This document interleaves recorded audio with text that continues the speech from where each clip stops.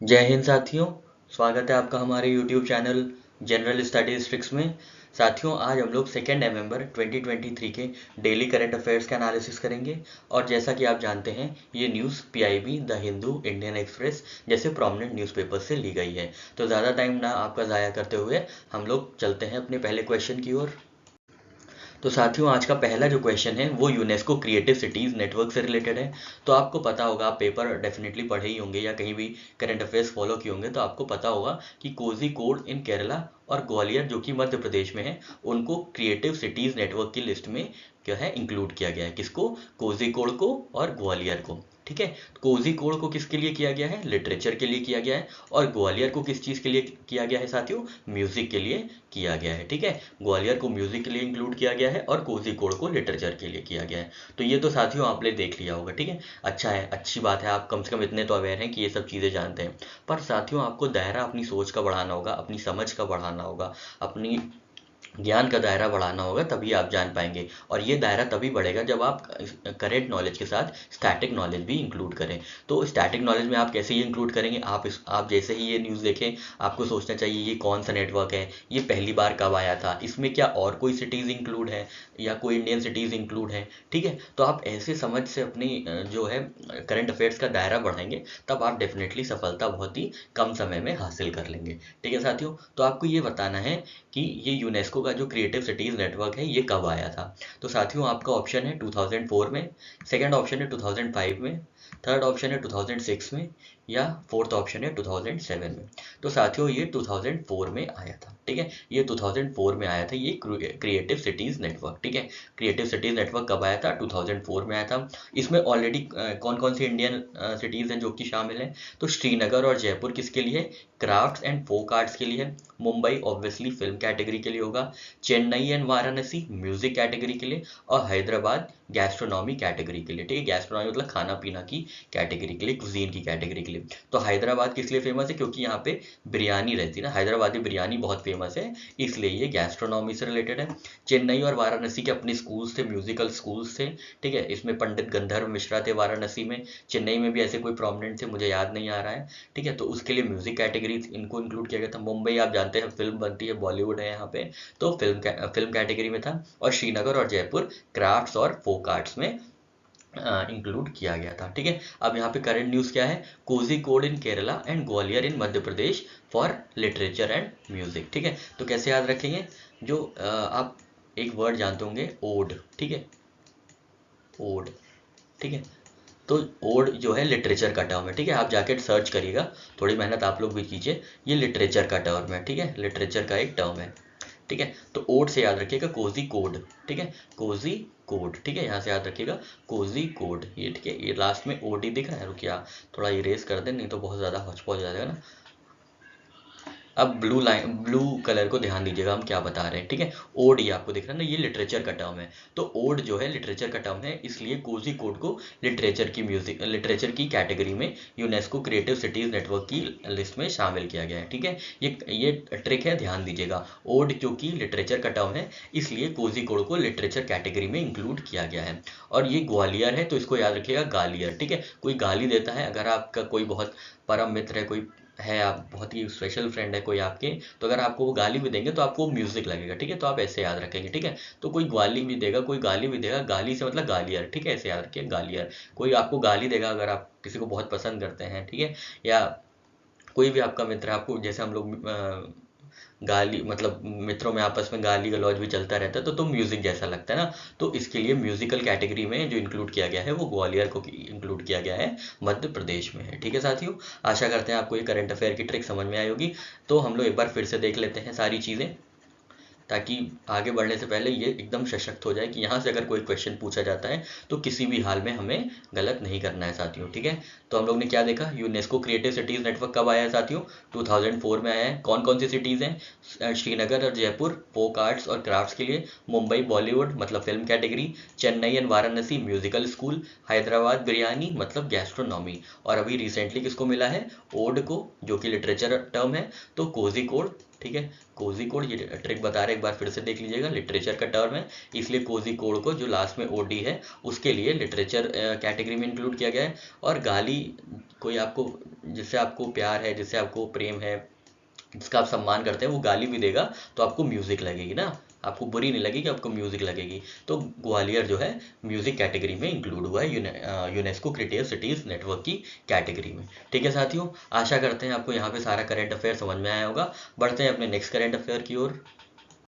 Next question है साथियों, national level monitors has been deployed to monitor which of the following schemes. ठीक है, तो नेशनल अभी रिसेंटली सेंट्रल गवर्नमेंट ने बोला है कि नेशनल लेवल मॉनिटर्स डिप्लॉय किए जाएंगे किसी एक पर्टिकुलर स्कीम को मॉनिटर करने के लिए, उनके इम्प्लीमेंटेशन को मॉनिटर करने के लिए। तो साथियों आपको बताना है कौन सी ये स्कीम है जो कि मॉनिटर की जाएगी थ्रू नेशनल लेवल मॉनिटर्स। आपके ऑप्शन है साथियों, farmer related schemes, second option है एजुकेशनल स्कीम्स, थर्ड ऑप्शन है साथियों पॉवर्टी स्कीम्स, या फोर्थ ऑप्शन है लाइफ स्टॉक स्कीम्स। तो साथियों इसका सही आंसर है लाइफ स्टॉक स्कीम्स। ठीक है, तो अभी सेंटर ने डिसाइड किया है क्या कि नेशनल लेवल मॉनिटर लगाए जाएंगे to oversee implementation of livestock schemes. कौन कौन सी? National livestock mission and Rashtriya Gokul mission. ठीक है, लाइफ स्टॉक मिशन कब आया था साथियों? 2014-15 में आया था। तो कैसे याद रखेंगे ये? तो लेवल है ना यहाँ पे, एल से लेवल और एल से ही लाइफ स्टॉक। ठीक है, ये छोटी सी ट्रिक है आपके लिए, हैक है, ध्यान दीजिएगा, करंट अफेयर का हैक है ये। ठीक है, तो नेशनल लेवल मॉनिटर्स किसके लिए? लाइव स्टॉक्स के लिए।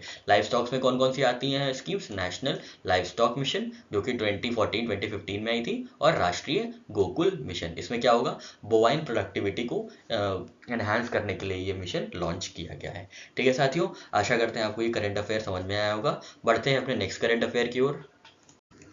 नेक्स्ट क्वेश्चन है साथियों आरबीआई के रेगुलेशन से रिलेटेड। तो आरबीआई ने अभी हाल ही में जारी किया है क्या?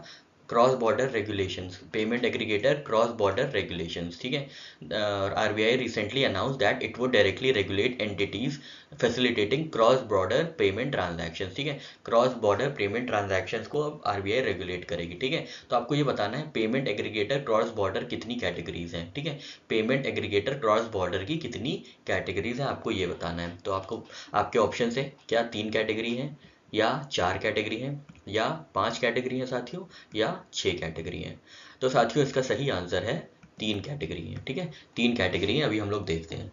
तो रिसेंटली अभी रिजर्व बैंक ऑफ इंडिया ने अनाउंस किया है कि वो डायरेक्टली रेगुलेट करेगा जो कि एंटिटीज फैसिलिटेट करती हैं क्या? Cross border payment transactions. ठीक है, जो कि पेमेंट एग्रीगेटर्स हैं क्रॉस बॉर्डर ट्रांजैक्शंस के, उनको डायरेक्टली रेगुलेट करेगी। तो कैटेगरीज कौन कौन सी हैं पीएसीबी की, पेमेंट एग्रीगेटर क्रॉस बॉर्डर की? तो एक्सपोर्ट जो करती हैं सिर्फ, या जो इम्पोर्ट ओनली पीएसीबी है, या जो दोनों एक्सपोर्ट और इम्पोर्ट दोनों करती हैं। ठीक है, और जो ऑथराइज डीलर हैं कैटेगरी 1 बैंक्स के, उनको सेपरेट अप्रूवल नहीं चाहिए अगर उन्हें पीएसीबी एक्टिविटी करनी है तो। ठीक है, उन्हें इनमें से कोई भी एक्टिविटी करने पे सेपरेट अप्रूवल नहीं चाहिए। ठीक है, तो ध्यान दीजिएगा कि ये जो 3 कैटेगरीज हैं, export only PACB, import only PACB, और export and import PACB, payment aggregator cross border payments. ठीक है, यहाँ पे इनकी नेटवर्थ देख लेते हैं कितनी होनी है और रिक्वायरमेंट क्या है। तो नेटवर्थ इनकी 15 करोड़ होनी चाहिए at the time of applying. जब अप्लाई करना है इनको अप्रूवल के लिए, इस चीज़ के लिए कि एक्सपोर्ट ओनली है कि इम्पोर्ट ओनली है कि एक्सपोर्ट इम्पोर्ट दोनों है, तब इनके पास 15 करोड़ होने चाहिए, और 25 करोड़ बाय 31 मार्च 2026। ठीक है, तो 15 करोड़ जब अप्लाई कर रहे हैं, और जब 2026 तक इनके पास जो मिनिमम नेटवर्थ होनी चाहिए वो 25 करोड़ होनी चाहिए। ठीक है साथियों, आशा करते हैं आपको यहाँ पे चीज़ें समझ में आई होंगी।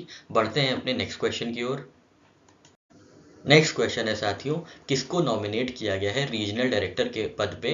किसके? World Health Organization South east Asia division के। ठीक है, तो World Health Organization South east Asia division के पद के रीजनल डायरेक्टर के पद पे किसको नॉमिनेट किया गया है, किस हस्ती को नॉमिनेट किया गया है, आपको ये बताना है। और आपके ऑप्शन हैं, पहला ऑप्शन है साथियों चियांग वेमिंग को, सेकेंड ऑप्शन है शंभू नारायण को, थर्ड ऑप्शन है साइमा वजीद को, या फोर्थ ऑप्शन है अली मोहम्मद मंसूर साहब को। तो साथियों इसका सही आंसर है साइमा वजीद। ठीक है, साइमा वजीद जो है बांग्लादेशी जो पीएम हैं शेख हसीना, उनकी बेटी हैं। ठीक है, PM Sheikh Hasina daughter Saima Wazed was nominated as next regional director for WHO south east Asia division recently. ठीक है, और इन्होंने किसको सक्सीड किया है? तो पूनम खेत्रपाल सिंह को। ठीक है, ये इंडिया की रीजनल डायरेक्टर थी। ठीक है, पूनम खेत्रपाल सिंह। ठीक है, पूनम, याद ध्यान दीजिएगा, यहाँ लिखना इंक्लूड करना भूल गए हैं, तो याद करिएगा आप कि इसका आप स्क्रीनशॉट ले लीजिएगा, बस पूनम देख लीजिएगा। तो पूनम खेत्रपाल सिंह को इन्होंने सक्सीड किया है, किसने? साइमा वजीद ने। ठीक है, किसने किया है? साइमा वजीद ने। ठीक है साथियों, आशा करते हैं आपको चीज़ें समझ में आई होंगी। बढ़ते हैं नेक्स्ट क्वेश्चन की ओर। यहाँ पे थोड़ी सी चीज़ें देख लेते हैं। जो वर्ल्ड साउथ ईस्ट एशियन जो मेंबर कंट्रीज है वो कौन कौन सी है। तो बांग्लादेश है, भूटान है, नॉर्थ कोरिया है, इंडिया है, इंडोनेशिया है, मालदीव्स है, नेपाल है, श्रीलंका है, थाईलैंड है, तिमोर लेस्ट है और म्यांमार है। और जो साउथ ईस्ट एशिया रीजन का हेडक्वार्टर्स है वो इंडिया में है। ठीक है साथियों, आशा करते हैं आपको सारी चीज़ें समझ में आई होंगी। बढ़ते हैं अपने नेक्स्ट क्वेश्चन की ओर। नेक्स्ट क्वेश्चन है साथियों, अभी हाल ही में मून की एज को एस्टिमेट किया गया है एज पर studying using crystals brought by back by Apollo astronauts in 1972। तो आपको ये बताना है कि मून की एस्टिमेटेड एज क्या लगाई गई है, जो कैसे जो क्रिस्टल्स को स्टडी करके, जो कि अपोलो एस्ट्रोनॉट्स ने 1972 में लाया था। ठीक है, तो आपके ऑप्शन है साथियों 40 मिलियन ईयर्स है, या 140 मिलियन ईयर्स बैक है एस्टिमेटेड एज है मून की। थर्ड ऑप्शन है 240 मिलियन ईयर्स है, या 1000 मिलियन ईयर्स है।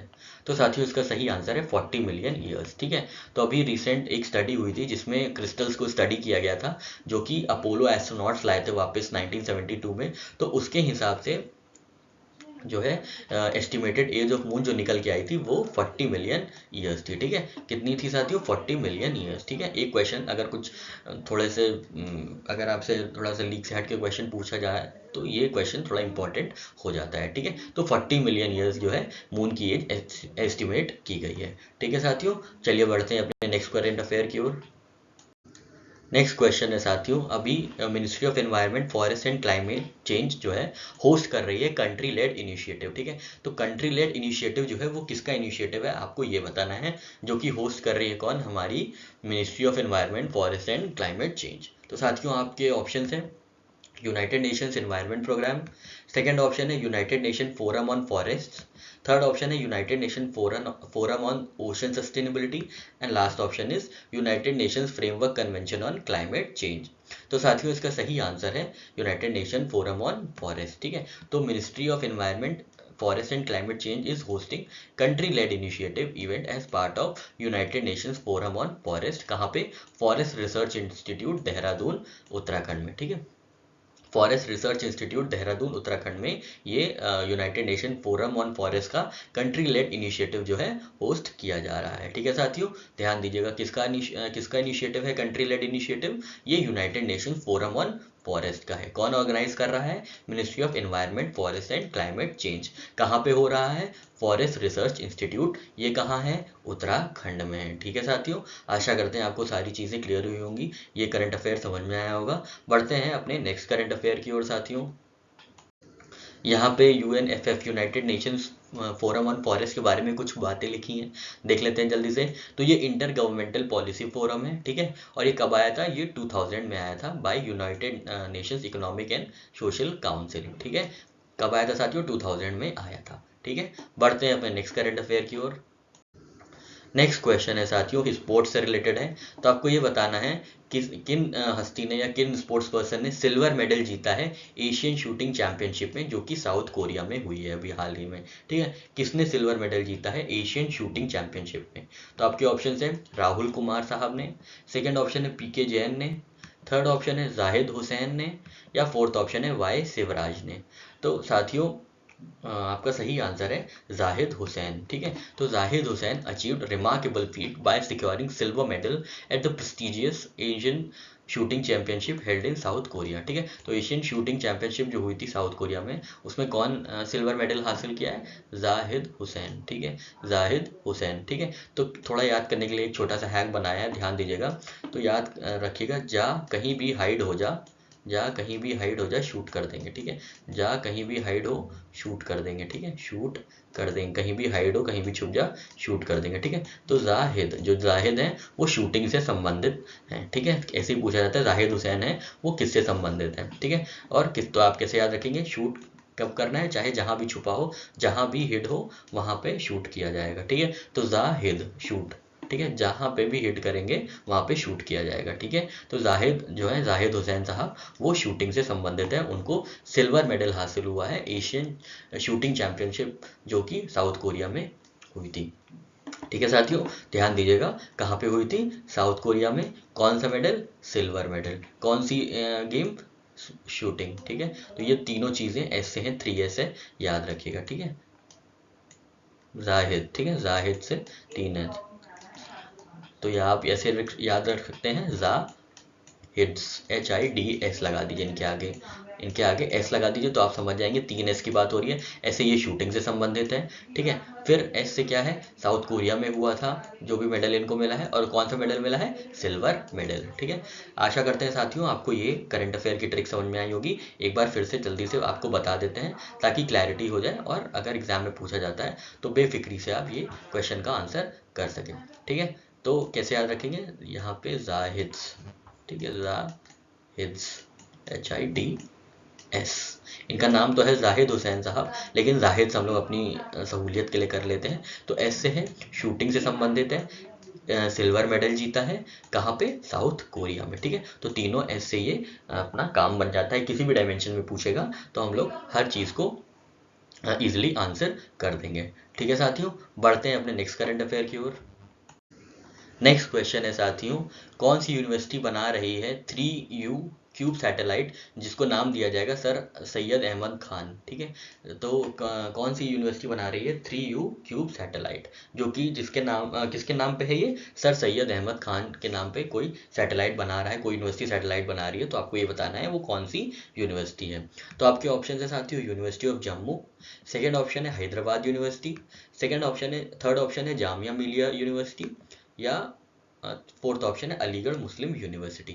तो साथियों आपका सही आंसर है अलीगढ़ मुस्लिम यूनिवर्सिटी, ठीक है। तो अलीगढ़ मुस्लिम यूनिवर्सिटी जो है 3U क्यूब सैटेलाइट बना रही है, which will be named after AMU's founder Sir Syed Ahmad Khan, ठीक है। तो Aligarh Muslim University 3U cube satellite बना रही है, जिसको नाम दिया जाएगा सर सैयद अहमद खान, ठीक है। आशा करते हैं आपको चीज़ें समझ में आ गई होंगी, ये करंट अफेयर समझ में आया होगा। बढ़ते हैं हम लोग अपने नेक्स्ट करंट अफेयर की ओर। नेक्स्ट क्वेश्चन है साथियों, किसने अभी सस्टेनेबिलिटी बॉन्ड लॉन्च किया है लंदन स्टॉक एक्सचेंज में, ठीक है। Which of the following has launched sustainability bond at London Stock Exchange. तो आपके ऑप्शन है साथियों, SBI ने, सेकंड ऑप्शन है एशियन डेवलपमेंट बैंक ने, थर्ड ऑप्शन है एक्सिम बैंक ने, या फोर्थ ऑप्शन है रिलायंस ने।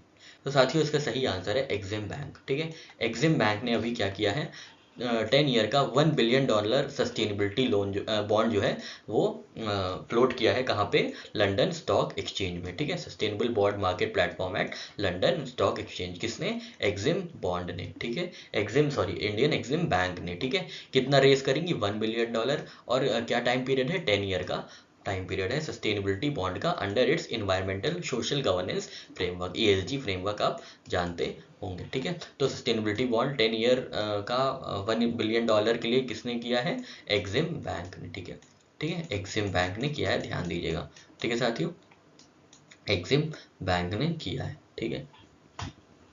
अगर आपको याद रखना है तो आप ये याद रख सकती हैं, जो एक्स था, हर किसी का एक्स होता है, मतलब होना, पता नहीं होता है कि नहीं, पर होता है, ठीक है। चलिए खैर, एक्स सस्ता बॉन्ड खरीदता था या खरीदती थी, ठीक है। एक्स जो है सस्ता बॉन्ड खरीदता था या खरीदती थी, कैसे भी याद रख ले, ठीक है। एक्स जो है सस्ता बॉन्ड खरीदता था या खरीदती थी, ठीक है। तो एक्स से याद रखिएगा एक्सिम बैंक, और सस्ता बॉन्ड से याद रखिएगा सस्टेनेबिलिटी बॉन्ड, ठीक है। एक्स जो है सस्ता बॉन्ड खरीदता था, तो एक्स से याद रखिएगा एक्सिम बैंक, और सस्ता बॉन्ड मतलब सस्टेनेबिलिटी बॉन्ड। तो सस्टेनेबिलिटी बॉन्ड जो है एक्स ने लॉन्च किया है, मतलब एक्सिम बैंक ने लॉन्च किया है, फ्लोट किया है, कहाँ पे, लंदन स्टॉक एक्सचेंज में, ठीक है। 10 ईयर का है ये, 10 ईयर इसका याद रखिएगा, और $1 बिलियन का होगा, ठीक है साथियों। $1 बिलियन जो है रेस किया जाएगा, ठीक है साथियों। आशा करते हैं आपको ये करंट अफेयर समझ में आया होगा। बढ़ते हैं अपने नेक्स्ट करंट अफेयर की ओर।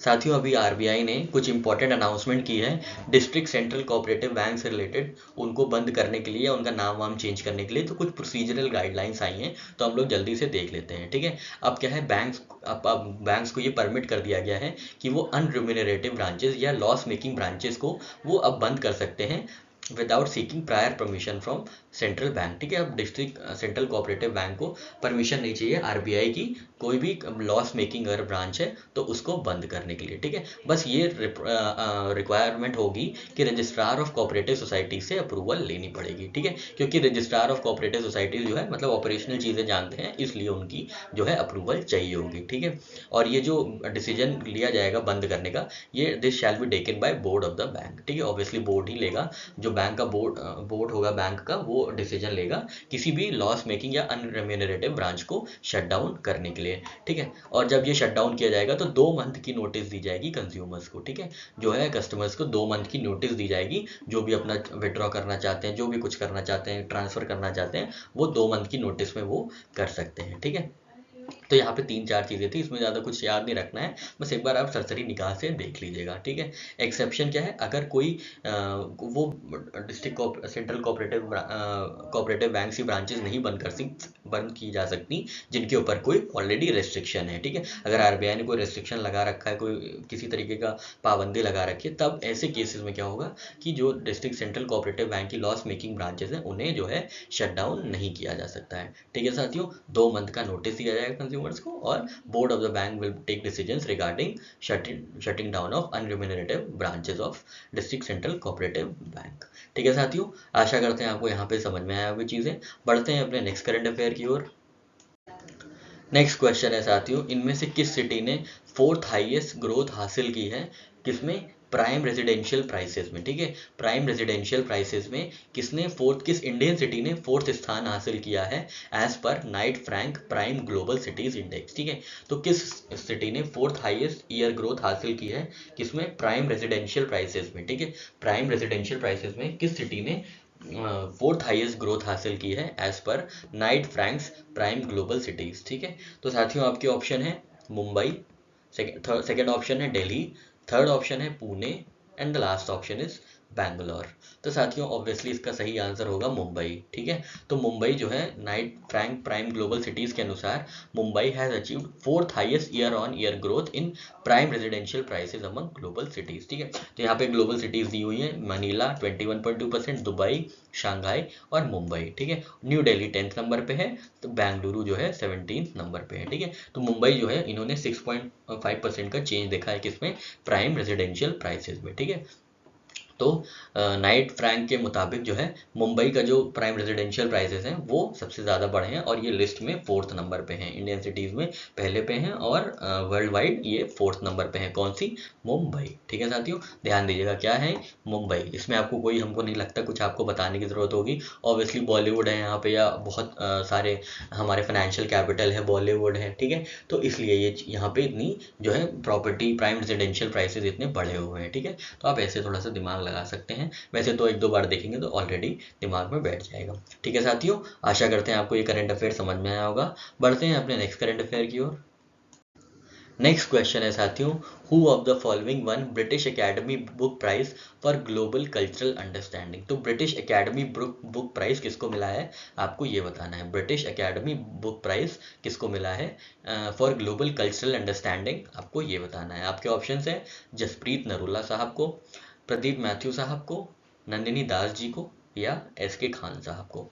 तो साथियों इसका सही आंसर है नंदिनी दास। ठीक है, नंदिनी दास को British Academy Book Prize Global Cultural Understanding के लिए ये नॉन फिक्शन का अवार्ड दिया गया है। ठीक है, नंदिनी दास किस बुक के लिए, coating India, England, Mughal India and origins of umpire. ठीक है, तो नंदिनी दास को क्या मिला है, ब्रिटिश एकेडमी बुक प्राइज मिला है। ठीक है, किसको मिला है साथियों, नंदिनी दास को मिला है ब्रिटिश एकेडमी बुक प्राइज, किस चीज़ के लिए, कोटिंग इंडिया। ठीक है, तो नाम, बुक का नाम याद रखने के लिए आप क्या याद रखेंगे, बी के बाद आता है सी। ठीक है, तो जो बुक का नाम होगा वो सी से शुरू होगा, तो कोटिंग इंडिया। ठीक है, कोटिंग इंडिया। ठीक है, कोटिंग इंडिया। ठीक है, कोटिंग इंडिया। और ये किसने लिखा है इसको साथियों, नंदिनी दास ने लिखा है। ठीक है, नंदिनी दास जी ने लिखा है इसको, कोटिंग इंडिया। ठीक है साथियों, चलिए बढ़ते हैं अपने नेक्स्ट क्वेश्चन की ओर। ये देखिए साथियों, यहाँ पे एक और क्वेश्चन रिपीट हुआ है। तो अभी हम लोग ने इसके बारे में पढ़ा था कि जो साइमा वजीद हैं, जो कि डॉटर हैं प्राइम मिनिस्टर शेख हसीना बांग्लादेश की, उनको रीजनल डायरेक्टर बनाया गया है वर्ल्ड हेल्थ ऑर्गेनाइजेशन का। तो आपको ये बताना है उन्होंने किसको हरा के ये पद जो है पद पे नॉमिनेट हुए हैं, किसको हरा के, कौन उनका ओपोनेंट था इस एक्सरसाइज में, ठीक है। For regional director of World Health Organization South east Asia division, ठीक है। Who was the opponent against her. तो आपके ऑप्शन है साथियों शंभू प्रसाद आचार्य, सेकंड ऑप्शन है पूनम खेत्रपाल सिंह, थर्ड ऑप्शन है चियान वेमिंग और फोर्थ ऑप्शन है अली मोहम्मद मंसूर। तो साथियों सही आंसर है आपका शंभू प्रसाद आचार्य, ठीक है। ये नेपाल से आते हैं। तो ये जो जीते थे, ये साइमा वजीद जो जीती हैं, ये जीती हैं किसके अगेंस्ट, नेपाल के शंभू प्रसाद आचार्य के खिलाफ, ठीक है। और ये जो सीआरओ है मतलब South east Asia regional organization for WHO, ये 6 रीजन्स की एक ऑर्गेनाइजेशन है जिसका हेडक्वार्टर है न्यू दिल्ली में, ठीक है। किसको हराया साथियों, शंभू प्रसाद आचार्य को, ठीक है। और किसको सक्सीड किया है, हमने पहले ही बताया था, पूनम खेत्रपाल सिंह को, ठीक है। तो तीनों डायमेंशन हमारे यहाँ पे कवर होते हैं, किसको हराया है, किसको सक्सीड किया है, ठीक है साथियों, और कौन रिसेंटली बना है, ठीक है। तो साइमा वजीद जो है ये बनी है World Health Organization regional director for South east Asia, ठीक है साथियों। आशा करते हैं आपको सारा करंट अफेयर क्लियर हुआ होगा। बढ़ते हैं अपने नेक्स्ट करंट अफेयर की ओर। नेक्स्ट क्वेश्चन है साथियों, who was commemorated by renaming throne room at Raj Bhavan in Kolkata. तो किस हस्ती को एक श्रद्धांजलि दी गई थी, क्या करके, थ्रोन रूम जो कि राजभवन कोलकाता में है उसको रीनेम करके, उसका पुनः नामकरण करके, थ्रोन रूम का नामकरण करके किस हस्ती को एक श्रद्धांजलि दी गई थी, आपको ये बताना है, ठीक है। आपके ऑप्शन है साथियों SC बोस मतलब सुभाष चंद्र बोस, सेकेंड ऑप्शन है CR दास चितरंजन दास, थर्ड ऑप्शन है वल्लभ भाई पटेल, लास्ट ऑप्शन है जवाहरलाल नेहरू, ठीक है। तो साथियों इसका सही आंसर अगर आप सोच रहे हैं सुभाष चंद्र बोस है तो गलत है, क्योंकि इसका सही आंसर है वल्लभ भाई पटेल, ठीक है। तो आइकॉनिक 3 रूम जो है, 3 रूम जो कि राजभवन कोलकाता में है, उनको क्या किया गया, उसको रीनेम किया गया है to कमोमोरेट the legacy of Sardar Vallabh भाई पटेल, ठीक है। 31 अक्टूबर को हम लोग ने इनकी डेथ एनिवर्सरी सेलिब्रेट की थी, ठीक है साथियों, सरदार वल्लभ भाई पटेल की, ठीक है, जो कि फर्स्ट डिप्यूटी प्राइम मिनिस्टर और होम मिनिस्टर साहब थे, ठीक है। बहुत ही बेहतरीन एडमिनिस्ट्रेटर थे, इन्होंने पूरे इंडिया को जोड़ के रखा था, ठीक है। जब इंडिया आज़ाद हुआ था तो 550 रियासतें थी इंडिया में, ठीक है, प्रिंसली स्टेट्स थी, उनको एक तरीके से जोड़ के फिर ये जाके पूरा भारत इन्होंने जो है एक सूत्र में बांधा था, ये पूरा भारत जो है इन्हीं की देन है, ठीक है साथियों। तो ये थोड़ा सा बैकग्राउंड नॉलेज आपको पता होगी ही सरदार वल्लभ भाई पटेल के बारे में। तो जो थ्रोन रूम है वो सरदार वल्लभ भाई पटेल के नाम से रीनेम कर दिया गया है, ठीक है। तो याद रखिएगा थ्रोन वाला रूम, ठीक है, थ्रोन वाला रूम, ठीक है। कौन सा रूम, थ्रोन वाला रूम, ठीक है, थ्रोन वाला रूम, वाला से क्या याद रखेंगे, वल्लभ भाई पटेल, ठीक है, वल्लभ भाई पटेल, ठीक है। ये ट्रिक है, ध्यान दीजिएगा, कौन सा रूम, थ्रोन रूम, तो थ्रोन वाला रूम, ठीक है। किसका नामकरण किया गया है, थ्रोन वाला रूम का, थ्रोन वाला रूम, तो वाला से क्या है, वल्लभ भाई पटेल के नाम पे ये कमोमोरेशन हुआ है, ठीक है साथियों। आशा करते हैं आपको ये ट्रिक समझ में आई होगी। बढ़ते हैं अपने नेक्स्ट करंट अफेयर की ओर।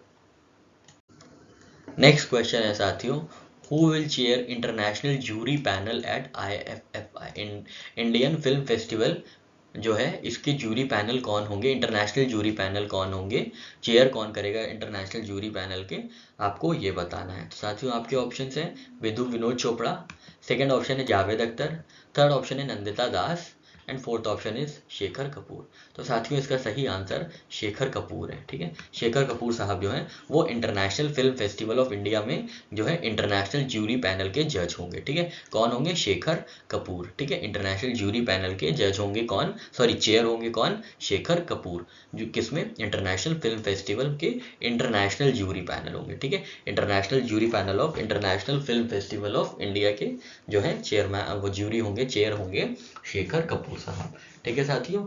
इन्होंने बैंडेड क्वीन जैसी मूवीज बनाई हैं, ठीक है साथियों। आशा करते हैं आपको यहाँ पे चीज़ें क्लियर हुई होंगी। बढ़ते हैं अपने नेक्स्ट करंट अफेयर की ओर।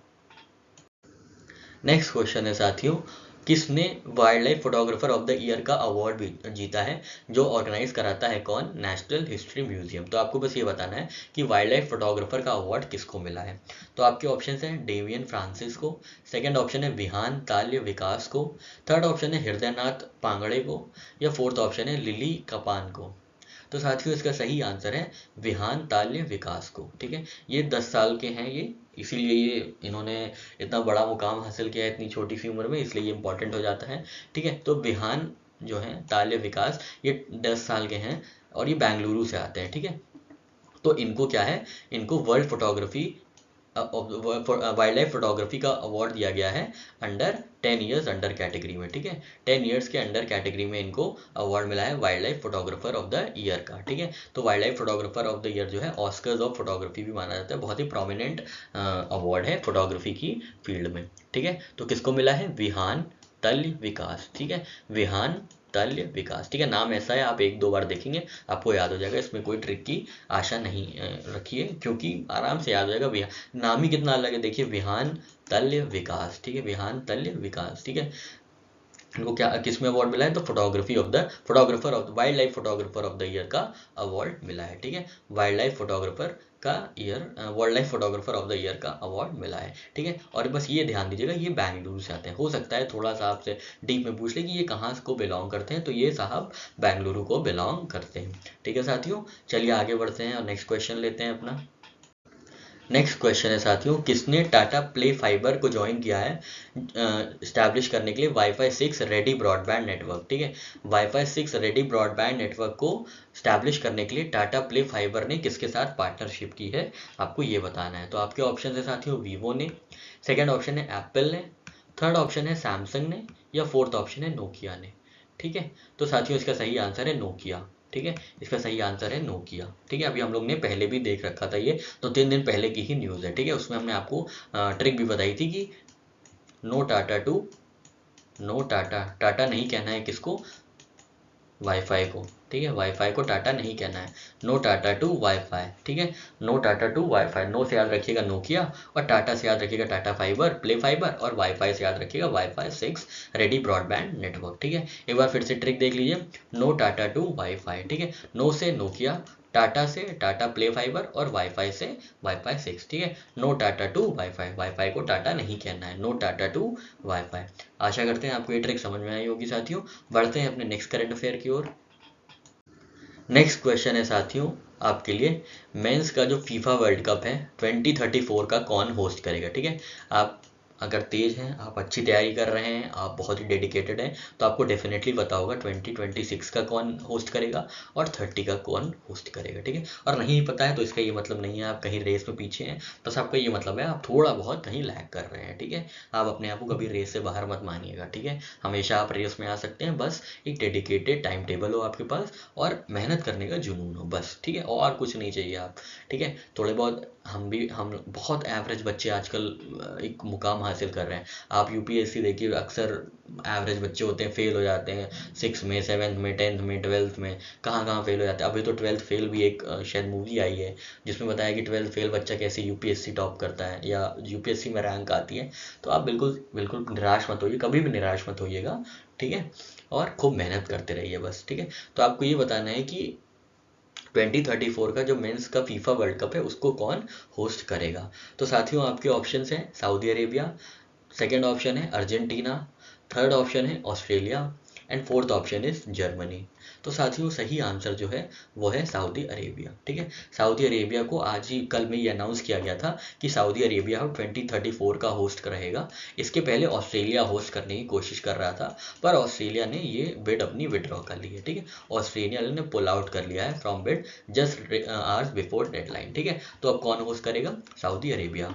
2026 को कौन होल्ड करेगा, अच्छा 22 में आपको पता ही होगा कि कतर ने होल्ड किया था ये। ठीक है, कतर ने वर्ल्ड कप खेला था, होस्ट किया था। ठीक है, कतर ने वर्ल्ड कप होस्ट किया था। उसके बाद 26 में कहाँ होगा, तो नॉर्थ अमेरिकन कॉन्टिनेंट में होगा, यूनाइटेड स्टेट्स, कनाडा और मैक्सिको इसको ऑर्गेनाइज करेंगे। ठीक है, 30 में कहाँ होगा, स्पेन, पोर्चुगल और मोरक्को। ठीक है, स्पेन, पोर्चुगल और मोरक्को इसको होस्ट करेगा, और सऊदी अरेबिया कब करेंगे, 2034 में। ठीक है, तो इसके लिए ट्रिक बना लेते हैं हम लोग, जो एनपीएस है ना, एनपीएस, वो किसको मिलेगी, फीफा वर्ल्ड कप वालों को मिलेगी। ठीक है, एनपीएस जो है फीफा वर्ल्ड कप वालों के लिए भी है। ठीक है। फीफा वर्ल्ड कप वालों के लिए भी है क्या, एनपीएस। तो 2026 वाला कौन है, 2026 वाला नॉर्थ अमेरिकन कॉन्टिनेंट मतलब United states, Canada, Mexico. P से 2030, ठीक है 2030 पोर्चुगल, स्पेन, मोरक्को। एस से साथियों सऊदी अरेबिया 34, ठीक है। तो यहाँ पे हम लोग ने तीनों होस्ट कवर कर लिए, जो नेक्स्ट तीन होस्ट हैं हमारे फीफा वर्ल्ड कप के, हम लोग ने कवर कर लिए। कैसे कवर किए साथियों, एनपीएस मिलेगा किसको, फीफा वर्ल्ड कप को, ठीक है। एनपीएस कब मिलेगा, एनपीएस किसको मिलेगा, तो फीफा वर्ल्ड कप वालों को एनपीएस दिया जाएगा, ठीक है। एनपीएस क्या किसको दिया जाएगा, फीफा वर्ल्ड कप वालों को। तो एनपीएस से क्या है, एन मतलब नॉर्थ अमेरिका 26 में होस्ट करेगा। पी से पोर्चुगल, स्पेन, मोरक्को 2030 में होस्ट है। और लास्ट में 2034 का होस्ट कौन है साथियों, सऊदी अरेबिया, ठीक है साथियों। एक बार फिर से देख लीजिए, एनपीएस मिलेगा किसको, फीफा वर्ल्ड कप को, ठीक है। एन मतलब 26, एन मतलब North America hosting 26 World Cup. P से Portugal, Spain, Morocco hosting 2030 FIFA World Cup. And last है सऊदी अरेबिया जो कि 2034 में होस्ट करेगा फीफा वर्ल्ड कप, ठीक है साथियों। आशा करते हैं आपको यहाँ पे करंट अफेयर की ये ट्रिक पसंद आई होगी। बढ़ते हैं अपने नेक्स्ट करंट अफेयर की ओर।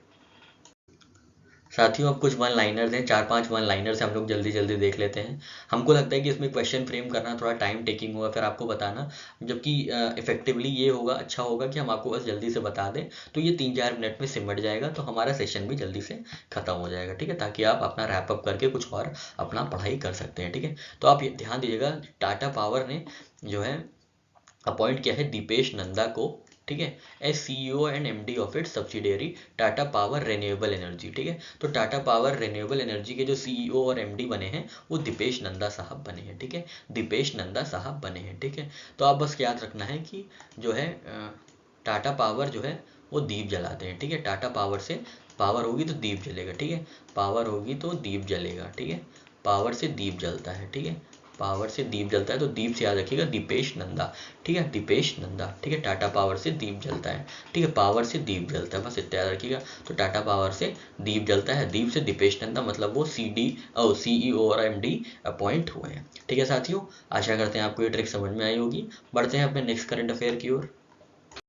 साथियों यहाँ पे यूपीआई से रिलेटेड न्यूज़ है, वो महीना दर महीना नया कीर्तिमान रच रहे हैं यूपीआई, ठीक है। तो यूपीआई अक्टूबर में नया माइलस्टोन टच किया है, 11.4 बिलियन ट्रांजैक्शंस हुए हैं, ठीक है, 11.4 बिलियन ट्रांजैक्शंस हुए हैं, सरपासिंग 17.6 लाख करोड़, ठीक है। तो एक बार बस आप ध्यान दीजिएगा कि 11 बिलियन ट्रांजैक्शंस हो चुके हैं, जिसकी वैल्यू है अराउंड 17 लाख करोड़, ठीक है। तो यूपीआई का चलता है, अब वो आगे ही बढ़ेगा क्योंकि डिजिटल ट्रांसफॉर्मेशन, डिजिटल डीपनिंग बहुत अच्छी हो रही है इंडिया में, ठीक है। तो बढ़ते हैं अपने नेक्स्ट करंट अफेयर की ओर। तो साथियों आज इंडिया और श्रीलंका का मैच था, आप जानते हैं कहाँ होगा, तो ये वानखेड़े स्टेडियम में था, और वानखेड़े स्टेडियम में ही सचिन तेंदुलकर स्टैंड का अनवील किया गया है, ठीक है। तो आप सचिन तेंदुलकर को जानते होंगे, क्रिकेट लेजेंड है, गॉड ऑफ क्रिकेट है, ठीक है। तो सचिन तेंदुलकर का स्टैंड कहाँ पे इनॉग्रेट किया गया है, अनवील किया गया है, तो वानखेड़े स्टेडियम में अनवील किया गया है, ठीक है साथियों। आशा करते हैं आपको ये समझ में आया होगा। बढ़ते हैं अपने नेक्स्ट करंट अफेयर की ओर। नेक्स्ट वन लाइनर साथियों, ऐश्वर्य प्रताप सिंह तोमर ने गोल्ड मेडल हासिल किया है किसमें, 50 मीटर राइफल में, ठीक है। 50 मीटर राइफल पोजीशन में किसने गोल्ड मेडल हासिल किया है, तो ऐश्वर्य प्रताप सिंह तोमर साहब ने गोल्ड मेडल हासिल किया है, ठीक है, 50 मीटर राइफल 3 पोजीशन में, ठीक है।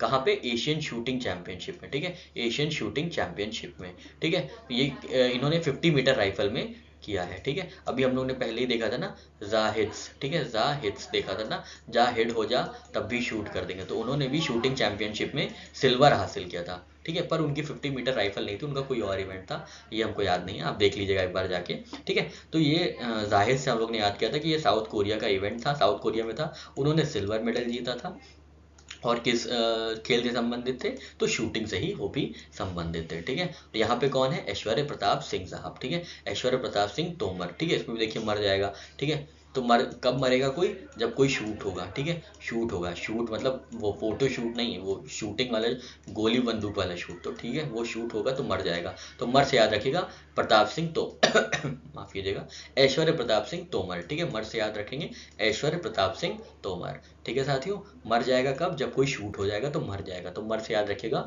ऐश्वर्य प्रताप सिंह तोमर, और वो किससे रिलेटेड है, तो वो शूटिंग से रिलेटेड है, उन्होंने गोल्ड हासिल किया है कहाँ पे, एशियन शूटिंग चैंपियनशिप में, ठीक है। ठीक है। उन्होंने किसको हराया था ये इतना नहीं ध्यान दीजिएगा, वैसे देख लीजिए एक बार कि चाइनाज के टियान जाइमिंग को उन्होंने हराया है, मतलब ये सिल्वर मेडल इनको मिला होगा। ठीक है साथियों, चलिए बढ़ते हैं अपने नेक्स्ट करंट अफेयर की ओर। नेक्स्ट वन लाइनर है साथियों, जॉइंट मिलिट्री काजिन से रिलेटेड। तो ये जॉइंट मिलिट्री एक्सरसाइज है किसकी किसकी, काज से याद रखिएगा कजाकिस्तान, ठीक है, नाम में ही है तो ज़्यादा स्ट्रेस लेने की ज़रूरत नहीं है, ठीक है। तो काजिन मतलब कजाकिस्तान की, ये कजाकिस्तान से इंडिया की ये मिलिट्री एक्सरसाइज है, ठीक है। और ये कहाँ हो रही है, ये कजाकिस्तान में ही हो रही है, ठीक, कजाकिस्तान में ही हो रही है और ये 7th एडिशन है इसका, ठीक है।